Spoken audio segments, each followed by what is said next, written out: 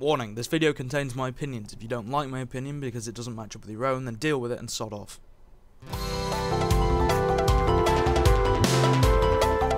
Hello ladies and gentlemen, my name is TickleGames and today I bring you my thoughts and opinions on one of the many games I picked up in the Steam summer sale with absolutely no regards to my wallet's feelings on the matter. The wonderfully colourful Sonic Generations. Released in 2011 for PS3, 360, PC and 3DS, the game marked the 20th anniversary of the original Sonic the Hedgehog game, which I very much still fucking love. While celebrating his birthday with the usual host of sidekicks, a big shadowy bastard called the Time Eater appears and starts buggering everything up by sucking people into time holes and dumping them out into various parts of history. That is, Sonic history, not our history, because sadly you won't be seeing Sonic running around the Battle of Hastings until I get the rights to that game. After failing to kick the Time Eater's ass, you wake up in the white space, where you must travel through various portals in time to restore colour, balance and happiness to the world via crystals or something. Along the way, you'll unavoidably run into the menagerie of companions, including Tails, Knuckles, Amy, Cream, Rouge, Vector, Espio, Charmy, and Blaze. Okay, so it's not a star-studded list of characters, but it's got the three ones that people know, so who gives a fuck? No Sonic game would be complete without Dr. Robotnik, and this game is no exception. Taking up his resident role of the antagonist of the plot, your job is to restore balance, colour, blah blah blah blah, and stop Robotnik in the process. Same shit, different game, enjoy Sonic.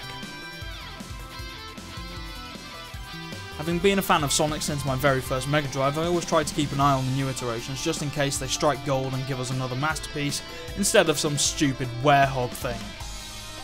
Seriously, what the fuck? Suffice to say, they haven't exactly been on the ball with the franchise for a while now. Sonic Colors was the last semi-decent game they gave us and it still had a lot of problems. In 2010, Sega tried their hand at episodic games, much like Half-Life did. They also ran into the same problems as Half-Life in that they released one game / episode, and then took a good few years before releasing the bloody next one. Valve, Half-Life 2 Episode 3. Come on, we are ready for it. Our body is ready. Anyway, it seems after the colossal history of triumph and buggery that Sega has with this franchise, Sonic Generations finally sees a return to form. One thing I could definitely say about this game is that you really do get a fantastic sense of speed that you'd expect from a Sonic game. That is until you crash full force into a wall or miss your cue for a QTE slide.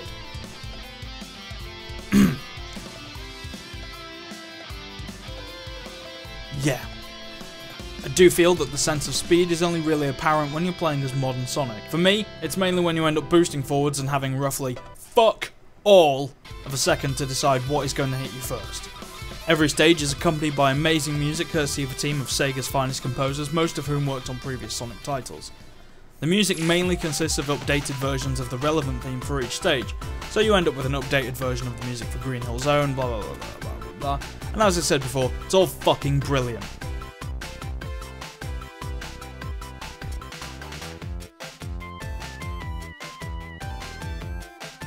In the hub world of Sonic Generations, you're eventually given access to a variety of challenges such as Doppelganger Race, Boost Challenge, High Speed Challenges, Rival Race and many more fun distractions to break up the usual run to the right and hit the flag nonsense.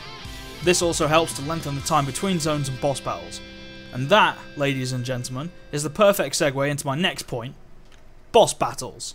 It amazes me that Sega managed to make boss battles in this game a lot of fun despite utilising the hit it 3 times in the weak spot mechanic from pretty much every bloody Sonic game. Despite still using this system, the fights managed to stay interesting and varied. The first boss battle actually makes you dodge flying lampposts and fucking electrified hedgehogs. Seriously, I'm not making this shit up.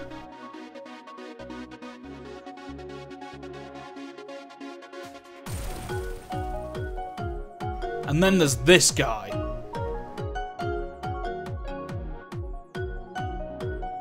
So like I said, same old style but still entertaining. If you're feeling like a particular kind of badass and think to yourself, this game is far too easy, I'm a fucking pro gamer, I want a challenge.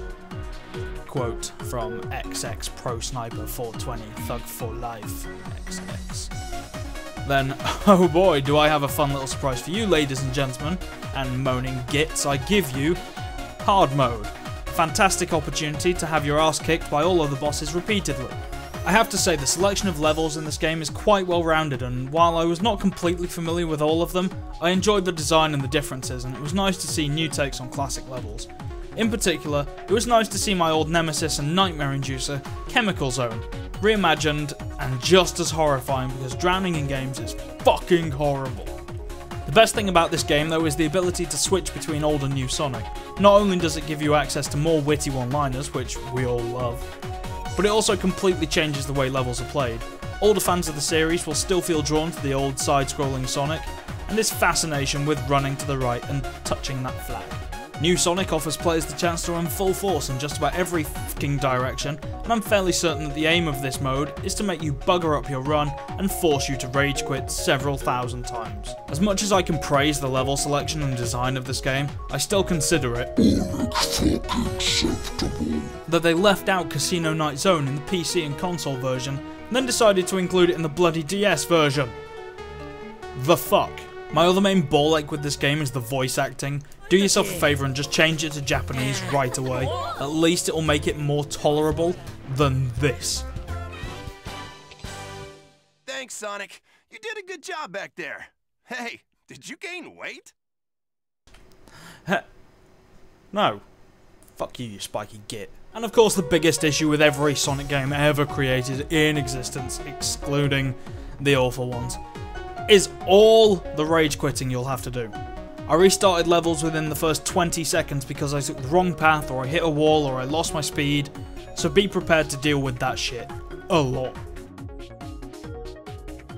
I realised while writing this review that I was legitimately struggling to come up with negative things to say about the game, and I guess that kind of sums it up in a way.